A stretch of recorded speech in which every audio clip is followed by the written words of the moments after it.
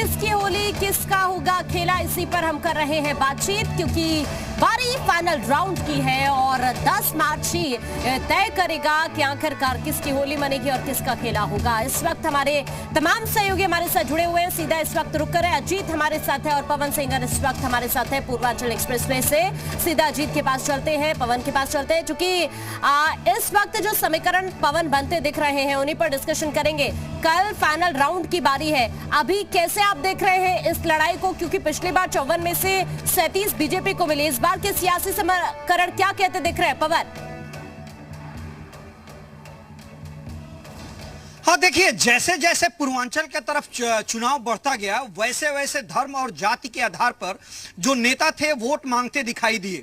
जुबानी जंग तेज हो गई, एक दूसरे पे आरोप प्रत्यारोप का दौर चलने लगा, बुलडोजर बाबा का हो गया और तमाम सारी बातें जो है विपक्ष कहने लगा। योगी आदित्यनाथ साफ तौर पे कहते नजर आ रहे हैं कि फुल मैंडेट के साथ भारतीय जनता पार्टी सरकार बनाने जा रही है।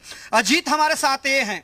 अजीत, इस चरण में कई तरह का फ्लेवर है, बाहुबली हैं तो छोटे छोटे दलों के साथ जो बड़ी पार्टियों ने गठबंधन किया उसका इंपैक्ट है, तो कई बड़े नेताओं की साख दांव पे है। ओम प्रकाश राजभर हो, इनके बेटे हों या उत्तर प्रदेश सरकार के जो मंत्री हैं उन लोगों की बात करें तो इस चरण को किस तरीके से देखते हैं और इस फ्लेवर के बारे में क्या कहेंगे? देखिए, बिल्कुल पवन, 9 जिले 54 सीटें, इसमें सियासत भी है, बाहुबल भी है, दल भी है और निर्दल भी है और छोटे दल भी है। जहुराबाद जो गाजीपुर की सीट है उसकी बात कर लें, जहां से ओम प्रकाश राजभर जो कभी बीजेपी के सहयोगी हुआ करते थे वो मैदान में सादाब फातिमा उन्हें कड़ी टक्कर दे रही, बीजेपी वहां बहुत अच्छी टक्कर दे रही है। तो दूसरी सीट अगर वाराणसी की बात करें, जहां से अनिल राजभर, जिनको ओम प्रकाश राजभर को के लिए रिप्लेस किया गया था, कैबिनेट मंत्री बनाया गया, वहां से उनके बेटे अरविंद राजभर है। तो इस तरह से जो सीटें बात करें, अगर आप जौनपुर चले जाएंगे तो मल्हनी, जहां से धनंजय सिंह चुनाव लड़ रहे हैं, मऊ जो एक सीट है घोसी, जहां से मुख्तार अंसारी के बेटे अब्बास अंसारी लड़ रहे हैं और उन्होंने कहा था कि हमारी अखिलेश यादव से बात होगी, अब ट्रांसफर पोस्टिंग नहीं होगा, 6 महीने बाद